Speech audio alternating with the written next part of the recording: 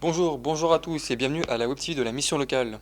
Si nous sommes aujourd'hui ici ce soir, c'est pour l'Assemblée Générale 2018. Alors, nous verrons les 3 rapports obligatoires, le rapport moral, le rapport d'activité et enfin le rapport financier. Mais pour commencer tout de suite cette Assemblée Générale, j'invite sur scène, sous vos applaudissements, Agnès Canaillet, présidente de la mission locale. Bonjour, je vous invite. Avant d'entrer dans le vif du sujet, est-ce que vous avez un premier mot à dire aux personnes présentes ici? Je voulais remercier tous ceux qui étaient présents et qui sont nos partenaires, puisque tout l'intérêt d'une mission locale, c'est avant tout, vous le savez tous ici, nombreux que vous êtes, le partenariat sur le territoire. Et j'ai toujours habitude de dire qu'on est toujours plus fort ensemble que chacun chez soi. Et donc, merci à tous et puis que la fête commence. C'est ce qu'on dit. Alors, merci Madame Canaillet. Je vous invite à vous asseoir sur nos magnifiques fauteuils colorés aux couleurs de la mission locale. Et pendant ce temps-là, j'invite Claude Terenda, directeur de la mission locale. On peut l'applaudir s'il vous plaît. Bonjour, je vous invite.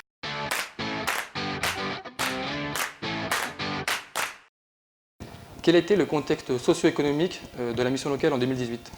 La première des difficultés qui est venue un peu ébranler les missions locales, c'est les perspectives de fusion ou de rapprochement avec le Pôle emploi. Nous avons eu aussi, et nous devons subir comme de nombreuses structures associatives, une baisse des financements.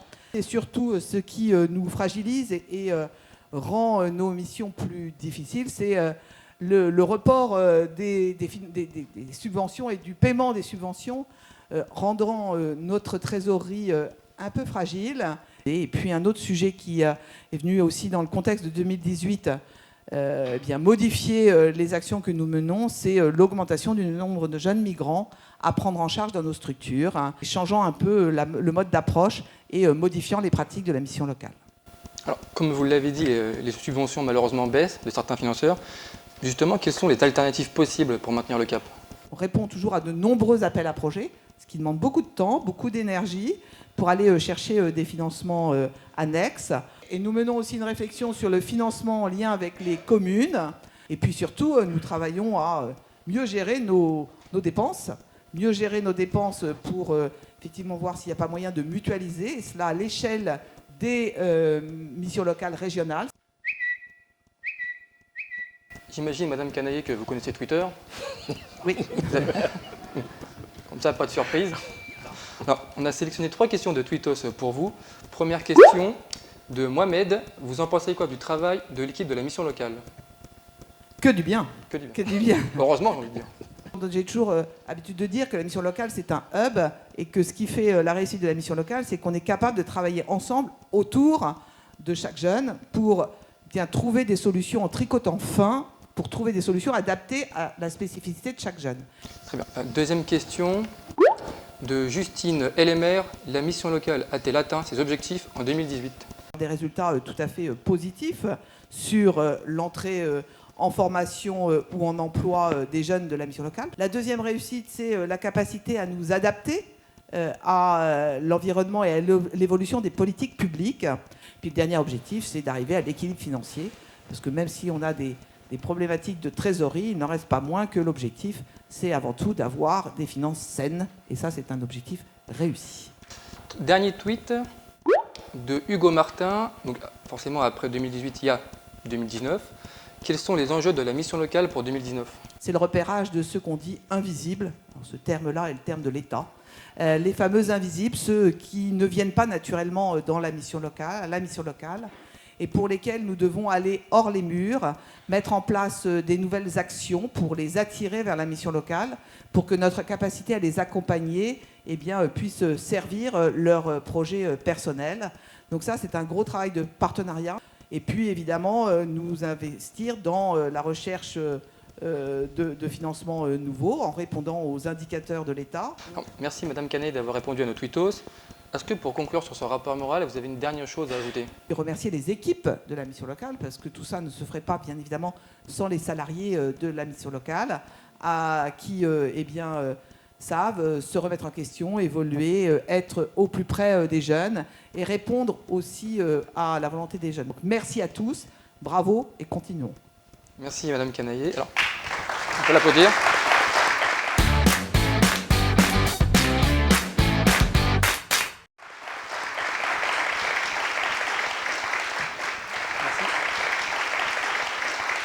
Avant de détailler ce rapport avec vous, Monsieur Enda, pouvez-vous nous rappeler un peu l'organisation de la mission locale? Nous avons un territoire qui est important, qui s'étale sur 2 intercommunalités, la communauté urbaine Le Havre-Seine Métropole et l'agglomération de Fécamp-Littoral. Sur ce territoire, nous avons 17 lieux d'accueil qui sont présents. Les conseillers interviennent au plus près des élus de ces territoires. Et nous avons un territoire qui concentre 87 communes, ce qui n'est pas du tout négligeable. Une zone très large pour toucher, j'imagine, le plus de jeunes possible. Tout à fait, une zone très large pour toucher le plus de jeunes possible. Et en particulier, un axe fort de notre travail qui se poursuit, c'est celui des jeunes, comme l'évoquait tout à l'heure Madame Canaillé, des jeunes dits invisibles. Merci Monsieur Enda. Alors, on a pu voir un exemple de ce que font les jeunes au sein de la mission locale avec les vidéos. Monsieur Gassem, bonjour. La question que j'ai envie de vous poser, c'est d'abord, combien de jeunes sont accueillis à la mission locale et quels sont leurs profils? En 2018, nous avons eu environ 6 000 jeunes qui ont été accompagnés par les conseillers de la mission locale. On a 6 jeunes sur 10 qui sont des hommes. Les 18-21 ans qui représentent 53% de ces jeunes accompagnés, dont à peu près 1 millier de mineurs, 990 pour être exact. Un tiers des jeunes qui sont accompagnés dans la mission locale sont des jeunes qui résident dans le quartier politique de la ville. En matière de mobilité, 80% de ces jeunes utilisent les transports en commun au niveau du territoire de la mission locale. Cependant, il faut souligner qu'en zone rurale, on retrouve un équilibre entre l'utilisation des véhicules à moteur et l'utilisation des transports en commun. Alors, la deuxième question que j'ai envie de vous poser, Monsieur Gassem, c'est d'abord qui vous oriente les jeunes et quelles sont leurs demandes quand ils arrivent à la mission locale? Près de 6 jeunes sur 10 qui arrivent à la mission locale, ils arrivent par le bouche à oreille. Mais également avec les partenaires, je souhaitais aussi remercier, et qui orientent aussi les jeunes vers la mission locale, et dont le premier partenaire reste Pôle emploi. Ce qui est important à retenir, c'est que quand ils viennent pour la première fois, leur première demande, elle tourne autour de la construction du projet professionnel. Alors, merci Monsieur Gassem. Alors, avec vous, on a pu voir qu'il y avait à peu près 6 000 jeunes accueillis à la mission locale, qu'ils avaient des demandes diversifiées comme l'emploi, la formation ou encore la mobilité. Madame Kiefer, comment répondez-vous à ces demandes? La plupart du temps, le premier contact se fait en accueil collectif et puis ensuite va démarrer l'accompagnement individuel avec le conseiller qui deviendra le référent de ce jeune, construire avec lui les étapes et les objectifs de son parcours d'accompagnement qui va d'ailleurs être contractualisé par la signature d'un parcours, donc un parcours contractualisé vers l'emploi ou l'autonomie, ça s'appelle le PACEA dans notre jargon, et c'est le cadre unique légal de l'accompagnement en mission locale depuis le 1er janvier 2017. Donc le jeune et le conseiller forment un vrai duo, un peu comme Tango et Cash finalement. Exactement, je n'aurais pas dit mieux. On pourrait citer la garantie jeune, on en a déjà parlé, puisque c'est la forme la plus intensive de l'accompagnement, le travail qui était mis autour de l'accompagnement des jeunes migrants avec un conseiller référent qui a été dédié à cet accompagnement. On poursuit évidemment aussi tout le travail à destination des jeunes décrocheurs en lien avec l'éducation nationale dans le cadre de la plateforme de suivi d'appui aux jeunes décrocheurs. Et puis on a toujours également, et c'est important, un suivi spécifique pour les jeunes sous main de justice avec une conseillère qui intervient en centre pénitentiaire et qui va aussi travailler au moment de la sortie. Puis sans oublier aussi le rôle que l'on joue avec les entreprises sur un rôle de médiation si besoin. Il nous manquait jusqu'à ce jour une offre liée à la création d'entreprises. C'est chose faite depuis avril 2018 avec l'ouverture de notre labo qui est vraiment dédié à l'esprit d'entreprendre.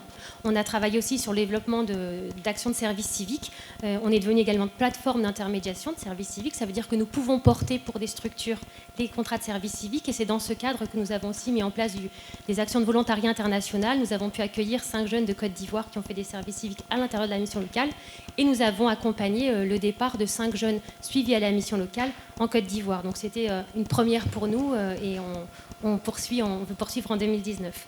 Alors maintenant, je vais me tourner vers vous, Monsieur Enda. Quels sont vos résultats en 2018? En 2018, c'est un peu plus de 3000 jeunes qui, grâce au travail de nos conseillers, ont pu soit intégrer un emploi ou une formation. Ce qui est important de noter, c'est qu'on a 17% des jeunes qu'on accompagne qui intègrent des situations, on va dire, beaucoup plus pérennes, je dirais même 18%, avec les jeunes qui entrent en alternance et les jeunes qui sont en contrat à durée indéterminée. Donc ce qui nous intéresse, c'est regarder à l'intérieur de ces missions qui ne sont pas forcément pérennes, comment la durée de mise en situation des jeunes se définit. Et là, on est satisfaits de constater que 64% de ces contrats ont une durée supérieure à 6 mois. Alors on parle dans le jargon d'emploi durable, donc on est vraiment sur une volonté, en tout cas une opportunité pour des jeunes d'avoir des contrats qui sont plus longs. On a 407 contrats en alternance qui ont été signés, ça représente 8% des solutions en termes d'emploi sur notre territoire. On fait un tiers de l'ensemble des situations en alternance de la Seine-Maritime, alors que notre poids se situe autour de 12%. Plus de 2000 jeunes qui, grâce au travail des conseillers, ont pu cumuler en moyenne un peu plus de 215 € comme ressources, ce qui montre aussi tout le travail que les conseillers ont à faire pour lutter contre la précarité des jeunes, et je pense que cet élément est important à souligner. Tout le travail qui est mené par le labo, avec la sensibilisation à l'entrepreneuriat, avec en plus 52 mécènes de compétences, des professionnels, qui donnent de leur temps bénévolement aux jeunes pour les accompagner dans la construction de leurs projets. Bien sûr, nous avons un objectif garantie jeune qui est important, mais souligner que le partenariat qu'on a avec le monde de l'entreprise nous permet d'accompagner dans le cadre du parrainage près de 300 jeunes, et c'est un peu plus de 250 parrains bénévoles qui travaillent avec nous. Si je devais mettre un point d'honneur sur le résultat 2018, c'est ce que pensent les jeunes de la mission locale. 9 jeunes sur 10 disent qu'ils ont une excellente relation et des relations positives avec leurs conseillers. Je pense que rien que pour ça, vous pouvez vous applaudir les conseillers de la mission locale. Merci. Alors, avant de passer au rapport financier, on va faire un petit jeu de chaises musicales puisque j'invite M. Gassem et Mme Kiefer à rejoindre leur place dans l'Assemblée. Et j'invite à leur place Yvon Hostet et Mathieu Amis. On peut les applaudir.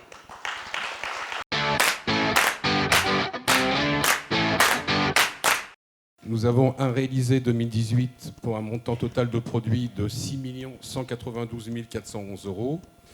Donc un total de charges de 6 192 122 €. Si vous faites la différence avec les produits que je viens de vous indiquer préalablement, le résultat définitif de l'exercice 2018 est de 289 €. Donc on est sur une situation de presque total équilibre. Donc nous certifions, après toutes les diligences que j'ai pu décrire tout à l'heure, que les comptes annuels sont au regard des règles et principes comptables français, réguliers et sincères, et donnent une image fidèle du résultat des opérations de l'exercice écoulé, ainsi que la situation financière et du patrimoine de l'entité à la fin de cet exercice. Alors, pas d'assemblée générale sans procéder au vote. Forcément. Sinon, il faudrait revenir la semaine prochaine. Et c'est fermé, donc bon, on ne peut pas. C'est vrai que ça serait fermé, puis d'autres choses à faire.